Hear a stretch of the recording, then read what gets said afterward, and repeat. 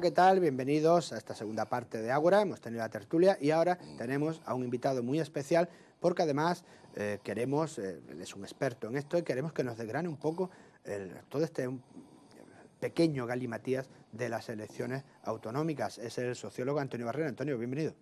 Buenas tardes. Antonio, he dicho pequeño galimatías, pero quizás no lo sea, ¿no? No, es bastante normal el que aparezca. O sea, lo raro es lo contrario, lo que pasaba hasta ahora, de que solo había tres grupos parlamentarios, ahora hay 5.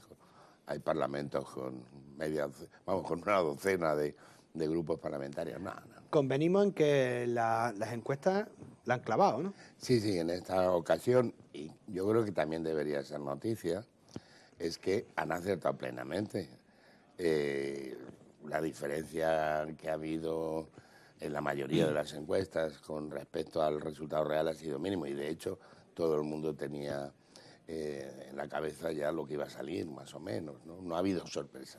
¿Y cómo se interpreta que el Partido Socialista, por ejemplo, no solo ganara, sino que además mantuviera los escaños del anterior?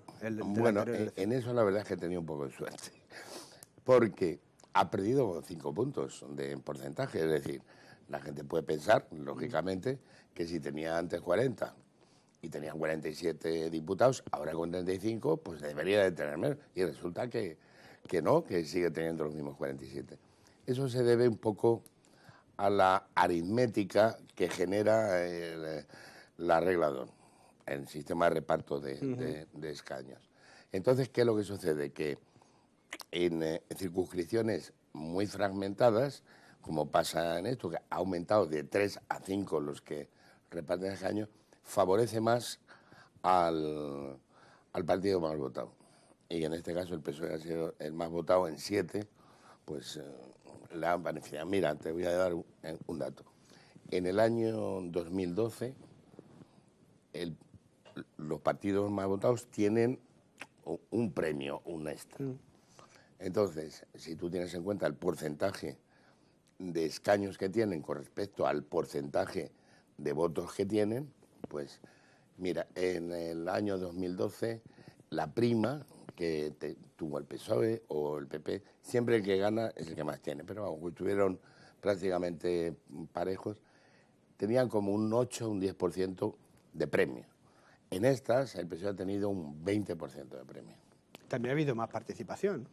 Sí, pero eso no es óbice, porque los repartos de escaños es lo mismo. Sí ha habido más participación, porque en general la gente sí percibe, tiene en la cabeza decir, si las elecciones son rutinarias en el sentido que se espera que gane el que está, y además por una diferencia grande, la gente pues no va, porque es aburrido. Pero en cambio en estas, en que parece como si sintieran que su voto puede ser decisivo de cara a que gane uno, aparezca el otro, pues siempre se vota más. Antes de las encuestas de las elecciones autonómicas, ¿se esperaba esa debacle del Partido Popular?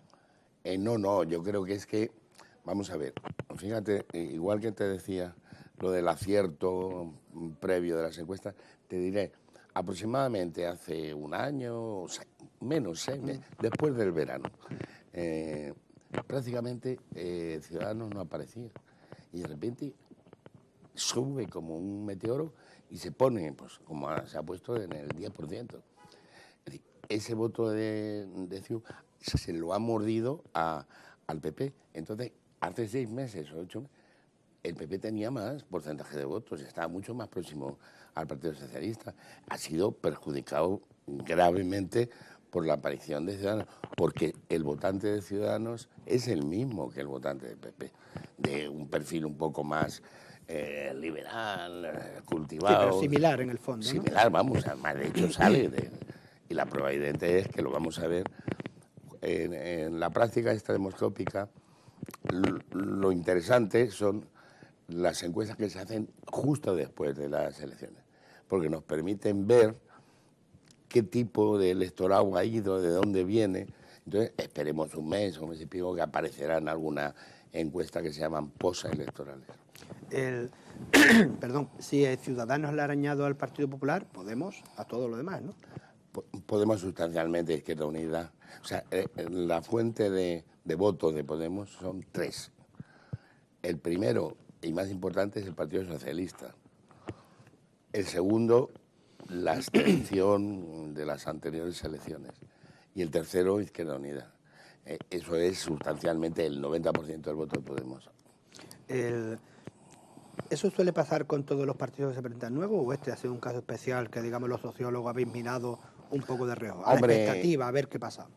Hombre, yo no sé, no recuerdo el crecimiento tan espectacular de partidos que aparezcan en el escenario. Piensa, por ejemplo, la Alianza Popular fue, al principio de todo, era un partido minoritario, tenía 6 o 7 diputados, de repente, en 5 años, pasó a tener 110 y convertirse en el líder y ahí se comieron a UCD, que se ha sido el caso, a la inversa que ahora Podemos, de disolución de un partido que no llegó ni a llevar a la cabeza de lista.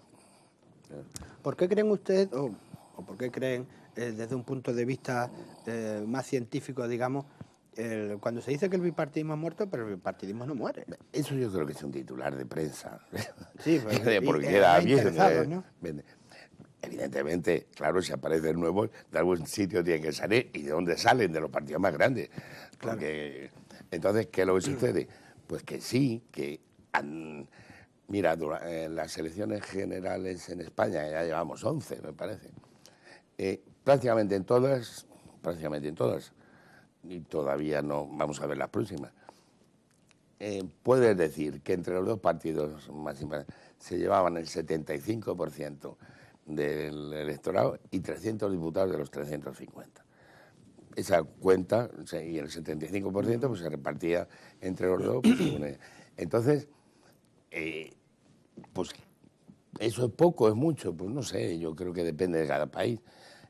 Como se dice, el sistema de partidos que hay en un país se debe a la historia del país. Entonces, en este caso, pues así somos. O sea, generalmente dos bloques bastante definidos y dicen, cojo el uno, cojo el otro. Ya está, ¿no? Ese cojo uno y cojo otro, además, se repite cíclicamente, claro. Sí, metódicamente. Es lo que te decían, estos 11 años, son 30 años. Entre los dos cogías 75%. Escogías uno de los dos, la diferencia hasta el 75 sería lo que iba a sacar el otro. Y en escaños 3/4 de lo mismo. 300 entre los dos. ¿Cómo se analiza una caída de un partido que ha estado gobernando? Por ejemplo, en este caso Izquierda Unida, que ha estado en el gobierno, ellos tenían un buen concepto de sí mismos, de su gestión, y sin embargo... Yo no creo que haya habido críticas o desafección de los votantes de Izquierda Unida. Izquierda Unida, independientemente de que siempre ha sido un partido militante, en el sentido de que siempre ha tenido los votos, no digo cautivos, pero han sido prácticamente siempre los fieles, ¿no? Fieles, ¿no?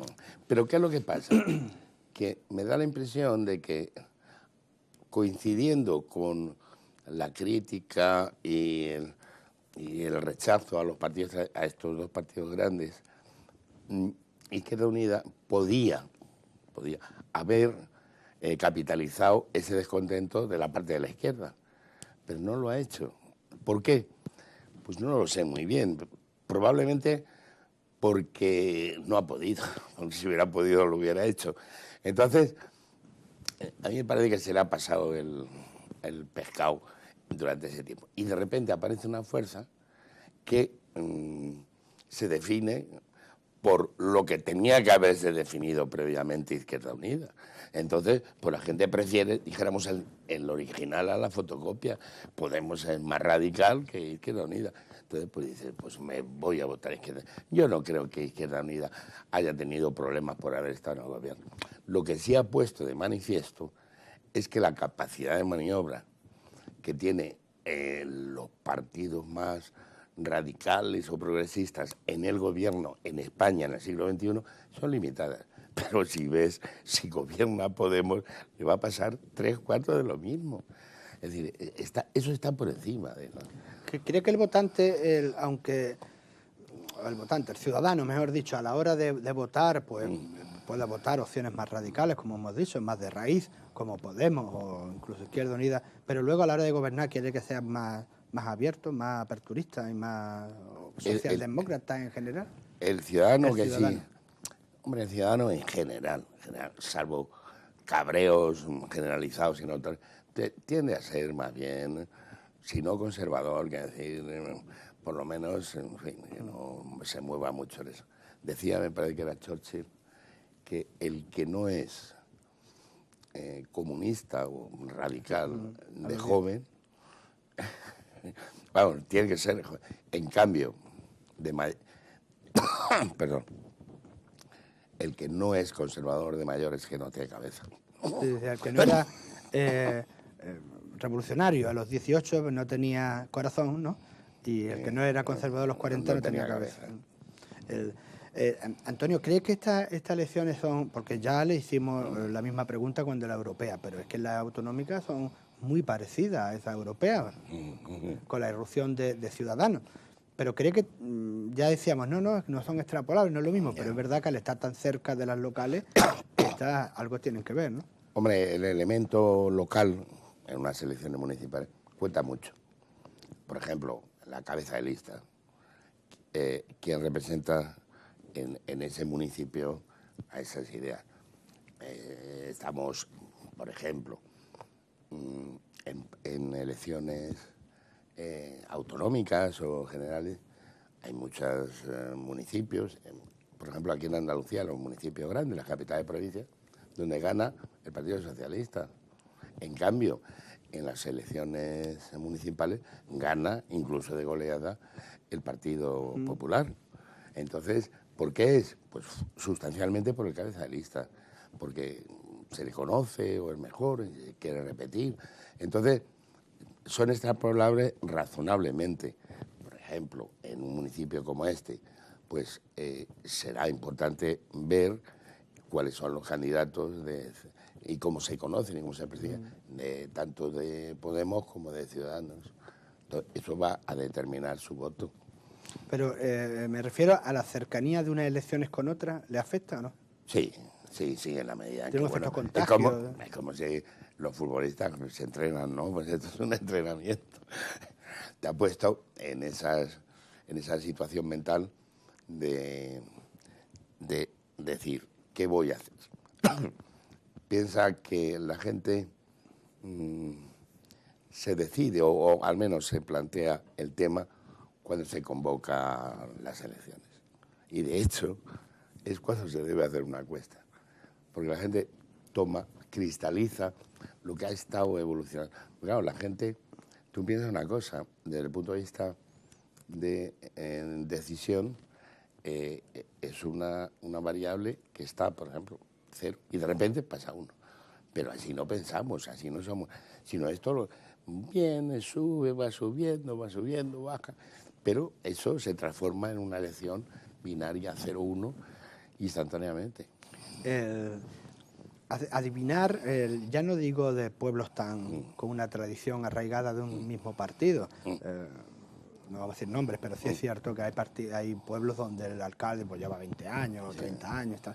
Pero cuando ya se enfrentan a ciudades medianas, grandes, pero medianas o pequeñitas o pequeñas como Vélez Málaga, las encuestas sí tienen un reflejo, ¿no? Un reflejo fidedigno de lo que luego es el voto.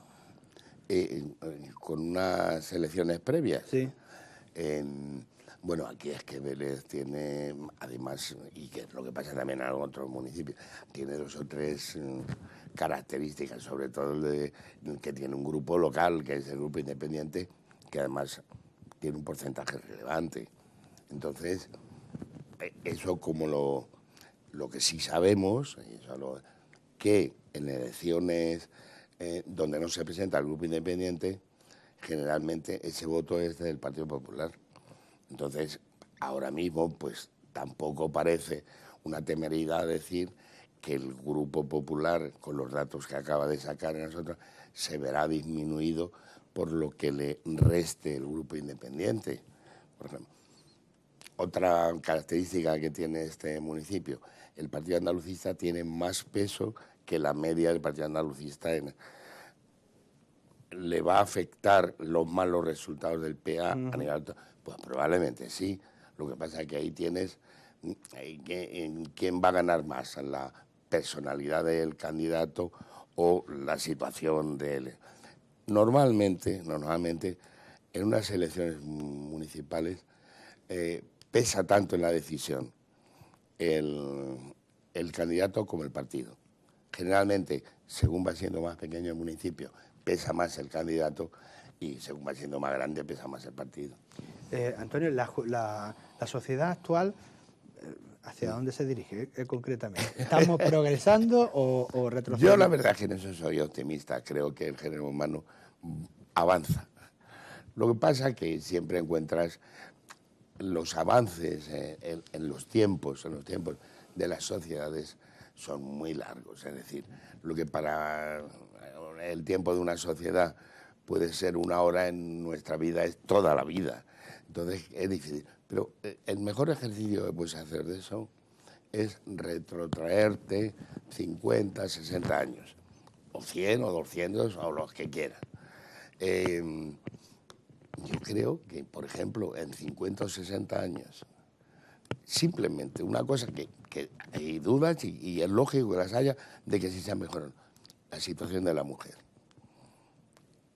Vete a 50 o 60 años, a nuestras abuelas. ¿Qué vida tenían esas mujeres? ¿Y cuáles son las que tienen ahora las mujeres? Eso no es avanzar. A mí me parece que sí. Dices, sí, pero por ejemplo, la democracia más pura estaba en la Grecia clásica.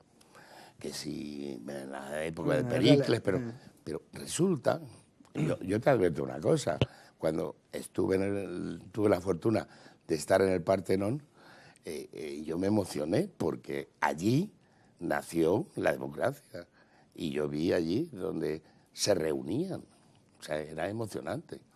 Entonces, pero si lees un poco como era esto, eran solo los ciudadanos libres, que no eran ni muchísimo menos mayoría en Grecia. No, y que además se parecen en el nombre, democracia, claro, a la democracia. Pero sí es verdad que en muchos aspectos la crisis ha puesto de manifiesto que en las sociedades, las que están ahora creciendo, las generaciones que están ahora creciendo, va a vivir peor que sus padres, ¿no? Además, por primera vez en muchos años, ¿no? Bueno, desde la óptica de los padres, sí, desde la óptica suya, no lo sé, si van a vivir mejor o peor. No, yo, quiero decir, a mí me resulta difícil predecir qué es lo que puede pasar, pero lo que sí es cierto es que tienen que cambiar ciertas escalas. Por ejemplo, hace 30, 40 o 100 años, por ejemplo, en España, desligar lo civil de lo religioso era complicado. Hoy en día está perfectamente delimitado. Por la misma regla de tres, ahora nosotros hemos crecido en una sociedad que sí es cierto que materialmente cada vez era mejor. Es decir, yo la sensación que tengo desde que nací es que he ido creciendo. Bien es cierto que no tiene por qué estar generalizado, pero sí estaba bastante generalizado. Ahora, y eso implica pues unos valores. Ahora resulta que a lo mejor los valores que vienen son distintos. No sé, a lo mejor la solidaridad aumenta, cosa que en nuestra época éramos más egoístas, porque podíamos serlo, pero más allá, en el fondo, por ejemplo, habrá que ver cómo se desarrolla, pero cosas como algunos de los planteamientos de Podemos están basados en ese sentimiento de solidaridad que desconocemos, ¿no? Y si te das cuenta, a lo mejor luego, ya te digo que es pura teatralidad lo que tiene, pero es verdad, o sea, muchas de las críticas que ponemos a Podemos se basan en que no son realistas con el egoísmo natural que tenemos. Pues a lo mejor ellos han conseguido trascender del egoísmo. Dentro, ¿no? De todas maneras, sí es difícil. No vamos a jugar a aprendices de brujos o adivinos para verlo mañana. Pero sí, por ejemplo, si hay algo que es muy evidente, es el desapego de la ciudadanía, o por lo menos eso lo han dicho hasta ahora, con los políticos. Sin embargo, supongo que será como todo, ¿no? Unas veces sube la participación a la hora de votar, Claro, otras veces las críticas bajan, suben, pero... Sí, yo creo que en ese sentido, vamos a ver. De hecho, Podemos nos ha arrasado en Andalucía, como decían, ¿no? Ya, pero, por ejemplo,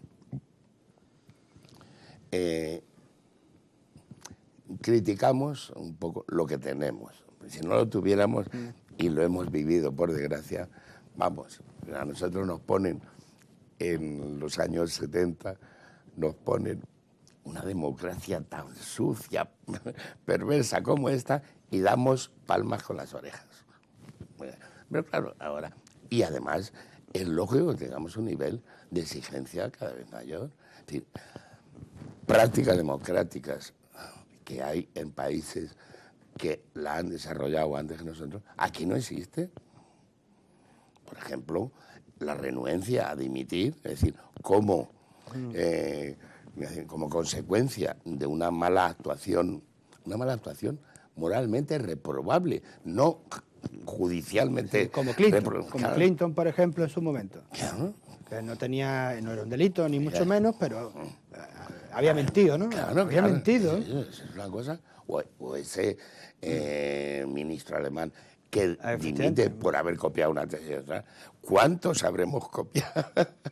El que esté libre de pecado, que tire la primera piedra. Eso no se nos ocurre. Pero también al revés, ¿no? Porque, por ejemplo, yo leía hoy precisamente un artículo hablando de que había muerto el padre de la patria de Singapur, que había convertido uno de los países más prósperos del mundo, una renta per cápita la segunda mayor del mundo, en fin, unos niveles de vida enormes, pero claro, tiene una contrapartida. Por ejemplo, se permite la tortura a los presos, la pena de muerte, en fin, no se puede criticar al gobierno, en fin, no hay libertad de prensa.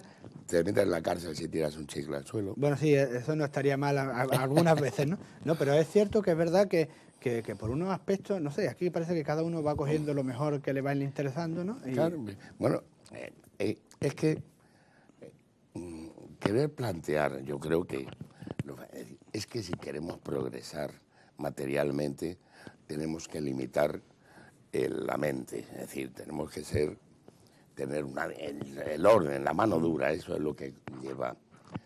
Bueno, pero el bien mayor, ¿cuál es? El que seamos libres y podamos, dentro de unas normas, o tener un desarrollo, un mayor desarrollo económico. La dificultad, y por eso es difícil, no lo puede hacer cualquiera, es compaginar las dos cosas. Y hay muchos países que lo han conseguido en el mundo, pues sustancialmente muchos países europeos. Sí, los países bálticos, ¿no? Suecia siempre puesto como modelo, pero aún así todo, sí es verdad que cuando compara diferentes formas de vida y diferentes historias, como dicen, ¿no? Yo lo traigo a colación porque, por ejemplo, una de las reivindicaciones que se hacen mucho es que las nuevas generaciones no votaron la Constitución. Entonces, ¿cada cuánto tiempo hay que votar una Constitución? No, yo creo que eso es una crítica un poco tonta. Bueno, claro, por edad y por genealogía. Ojalá yo no hubiera votado la Constitución. Pero no deja de ser sintomático de una sociedad, ¿no? Ese inconformismo continuo y permanente. Pero sin embargo, muy inconformista, pero siguen ganando los mismos, ¿no? No, pero no son iguales, son distintos. No, yo creo que decir, las formas en las que la sociedad va cambiando, cambian sus representantes en la medida. Vamos a ver, ¿tú crees que el fenómeno este de Podemos se hubiera producido cuando empezó la democracia en España, en las elecciones del 82? Sí, habría fenómenos similares, lo que pasa es que no trascendieron. Pero distintos. Bueno, quiero decir, los que ganaron eran otros, porque tenían otra manera de pensar, o sea, otra manera de ser. Es decir, muy probablemente una de las cosas que ha cambiado de hace 30 años hasta ahora es la militancia que había antes contra la que hay ahora. Ahora no hay ninguna, vamos. Como dice, ¿no? Decide el voto en el último momento, casi. Claro. Es verdad que también desorienta un poco a la gente, que bueno, porque en el país gobierne un partido, en la autonomía otro, en tu municipio otro, esa disparidad de criterios, ese continuo debate sobre las cosas. Pero yo creo que eso es consustancial al mecanismo que nos... Es decir, cuando hicimos la Constitución, pensamos que tener un escalón intermedio entre el Estado central y los municipios pues sería bueno, porque además daba satisfacción a unos deseos de comunidades históricas Y tal, ¿no? Porque descentralización ha habido siempre en el sentido, vamos, intermedia, perdón.